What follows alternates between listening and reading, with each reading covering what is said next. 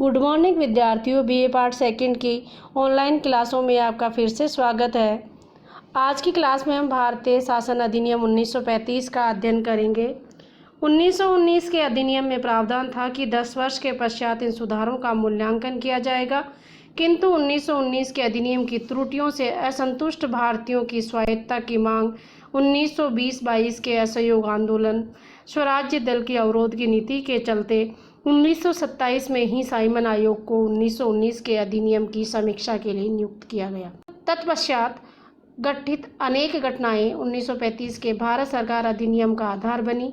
ये घटनाएं थी मोतीलाल नेहरू की अध्यक्षता में गठित समिति का प्रतिवेदन 10 अगस्त 1926, 29 मार्च 1919 को जिन्ना द्वारा 14 सूत्री कार्यक्रम को प्रस्तुत करना, 1930 से 1932 के मध्य प्रथम द्वितीय व तृतीय गोलमेज सम्मेलन, ब्रिटिश संसद में श्वेत पत्र का प्रस्तुत किया जाना, जिसमें प्रांतों में उत्तरदायी शासन व्यवस्था और केंद्र में आंशिक उत्तरदायी शासन की स्थापना का सुझाव दिया गया था। इसी श्वेत पत्र के आधार पर 1935 में भारत सरकार अधिनियम पारित किया गया। 1935 का भारत सरकार अधिनियम एक विस्तृत प्रलेख था, जिसमें 321 अनुच्छेद, 10 अनुसूचियां थी। इस अधिनियम की मुख्य विशेषताएं इस प्रकार थी। 1935 के भारतीय शासन अधिनियम की विशेषताएं। नंबर 1, इस अधिनियम की कोई प्रस्तावना नहीं थी। 1935 के भारत शासन अधिनियम की कोई प्रस्तावना नहीं थी। इस अधिनियम का वही लक्ष्य रखा गया जो 1919 के अधिनियम का था, अर्थात क्रमिक उत्तरदायी शासन की स्थापना करना। इससे ब्रिटिश शासकों की भारत को पूर्ण स्वराज्य के स्थान पर औपनिवेशिक राज्य का दर्जा देने की मंशा स्पष्ट होती है। दूसरी विशेषता थी अखिल भारतीय संघ की स्थापना। 1935 के अधिनियम के द्वारा ये निर्णय लिया गया कि केंद्र में ब्रिटिश प्रांतों और देशी रियासतों को मिलाकर एक अखिल भारतीय संघ स्थापित किया जाए। यह संघ 11 ब्रिटिश प्रांतों, 6 चीफ कमिश्नर क्षेत्रों और उन देशी रियासतों से मिलकर बनना था जो स्वेच्छा से संघ में सम्मिलित होना चाहे। अधिनियम के अनुसार प्रांतों के लिए संघ में शामिल होना अनिवार्य था, किंतु देशी रियासतों के लिए ऐच्छिक था। संघ में सम्मिलित होने की इच्छुक देशी रियासतों को एक श्वेत पत्र पर हस्ताक्षर करने थे, जिसमें यह शर्त थी कि संघ की स्थापना से कम समस्त देशी रियासतों की कुल जनसंख्या की आधी जनसंख्या वाली देशी रियासतें संघ में सम्मिलित होने की इच्छा प्रकट करें। देशी राजाओं की असहमति तथा द्वितीय विश्व युद्ध के प्रारंभ हो जाने से प्रस्तावित अखिल भारतीय संघ की स्थापना नहीं हो सकी। तीसरी विशेषता थी प्रांतीय स्वायत्तता। इस अधिनियम की महत्वपूर्ण विशेषता प्रांतीय स्वायत्तता थी। इसके द्वारा 1919 के अधिनियम की प्रांतों में द्वैध शासन व्यवस्था का अंत कर उन्हें स्वतंत्र और स्वशासित संवैधानिक आधार प्रदान किया गया। संपूर्ण प्रांतीय शासन लोकप्रिय मंत्रियों के नियंत्रण में कर दिया गया और गवर्नर से आशा की गई कि उसके द्वारा मंत्रियों की सलाह के आधार पर ही प्रशासन का संचालन किया जाएगा। गवर्नर को ये भी कहा गया कि प्रांतीय मंत्रिमंडल का निर्माण प्रांतीय व्यवस्थापिकाओं के बहुमत दल के नेता की सहमति से किया जाना चाहिए। मंत्रियों को प्रांतीय व्यवस्थापिका के प्रति उत्तरदायी बनाया गया तथा सामूहिक उत्तरदायित्व के सिद्धांत को स्वीकार किया गया, लेकिन अभी भी कुछ विशेष उत्तरदायित्व के रूप में महत्वपूर्ण शक्तियां गवर्नर के पास बनी रही। चौथी विशेषता थी केंद्र में द्वैध शासन की स्थापना।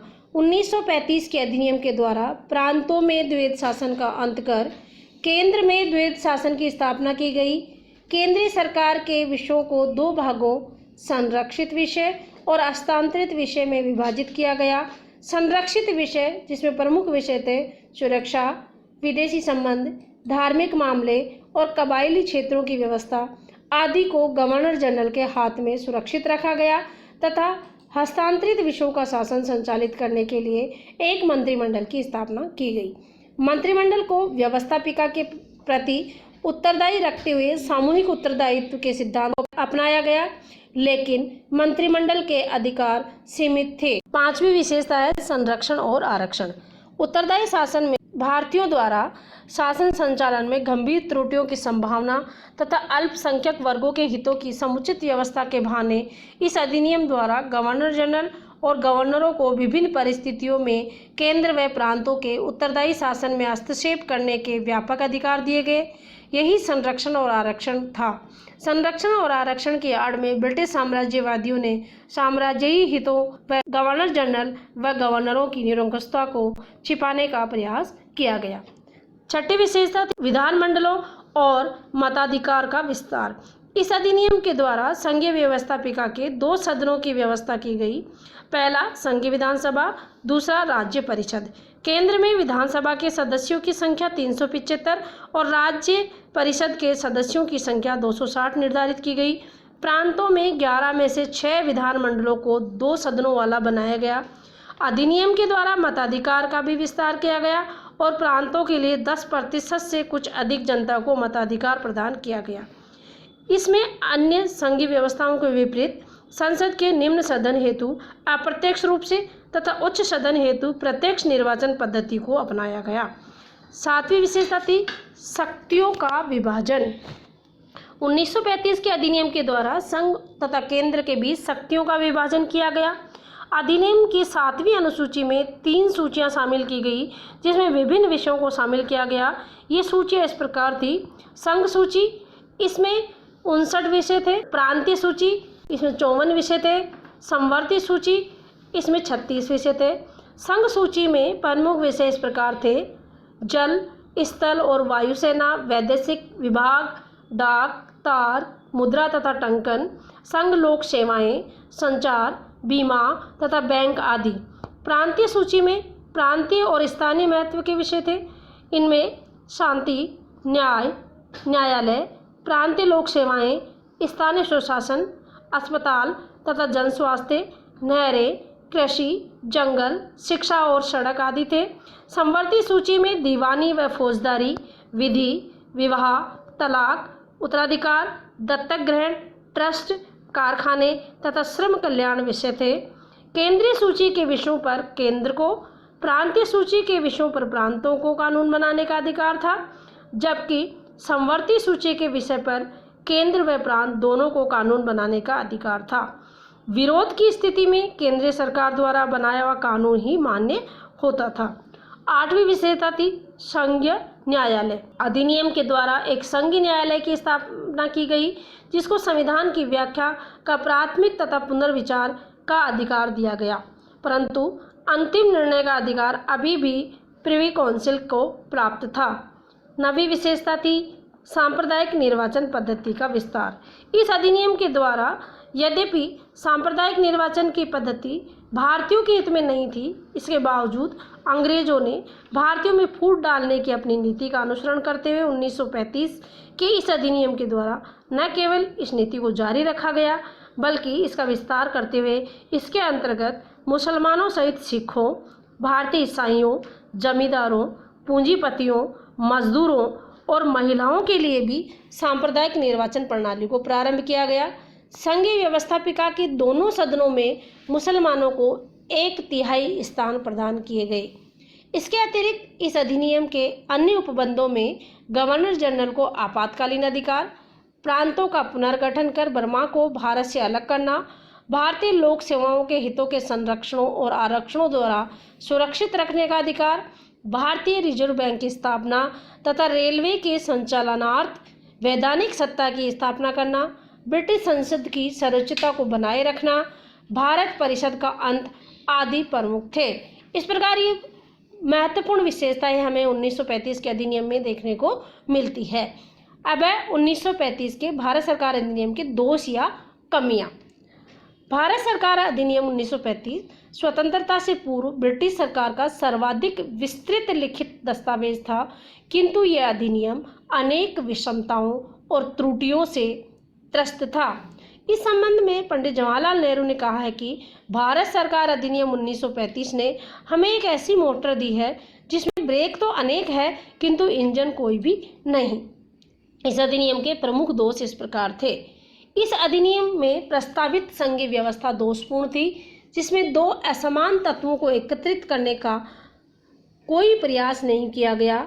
एक और देशी रियासतों में राजाओं का निरंकुश शासन था, जिसका संघ में सम्मिलित होना ऐच्छिक था। दूसरी ओर द्वैध शासन वाले ब्रिटिश प्रांत, जिनका संघ में शामिल होना अनिवार्य था। इस अधिनियम में साम्राज्य हितों के संरक्षण के लिए अनेक विस्तृत प्रावधान किए गए। गवर्नर जनरल और गवर्नर को निरंकुश शासकों के अधिकार दिए गए। इस अधिनियम में प्रांतीय स्वायत्तता व्यवहारतः खोखली व्यवस्था थी। इसमें केवल तत्वरचित ढांचा ही मिल पाया था। प्रांतों में प्रशासन का केंद्र बिंदु मुख्यमंत्री नहीं, सर्वशक्तिमान गवर्नर था। इस अधिनियम की धारा 93 के अनुसार वह समस्त प्रशासन अपने हाथों में ले सकता था। इस संबंध में डॉक्टर राजेंद्र प्रसाद ने कहा है कि बहुप्रशंसित प्रांतीय स्वराज्य गवर्नरों को स्वराज्य देता था। इस अधिनियम द्वारा सांप्रदायिक निर्वाचन मंडल का विस्तार भारतीयों की एकता को नष्ट करने के लिए एक सुनिश्चित और परिकल्पित योजना का परिणाम था। इस योजना के अंतर्गत संघीय न्यायालयों का अंतिम अपीलीय न्यायालय न होना भी इसका एक दोष था। इस अधिनियम में नवीन संविधान के सविवेक से विकसित होने या भारतीयों द्वारा अपने भाग्य का निर्णय करने का कोई प्रबंध नहीं था। यह अधिनियम ब्रिटिश संसद ने बनाया था और भारत की आगे की प्रगति की निर्णायक भी ब्रिटिश संसद ही थी।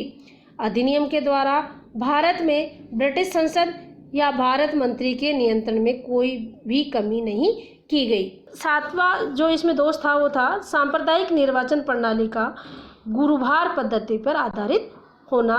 इसके अलावा गैर संप्रभु विधानमंडल 1935 के भारत शासन अधिनियम की विषमताओं के कारण भारतीयों ने इसे जनतांत्रिक आवरण पहने हुए खोखला सुधार मानकर इसका विरोध किया। इस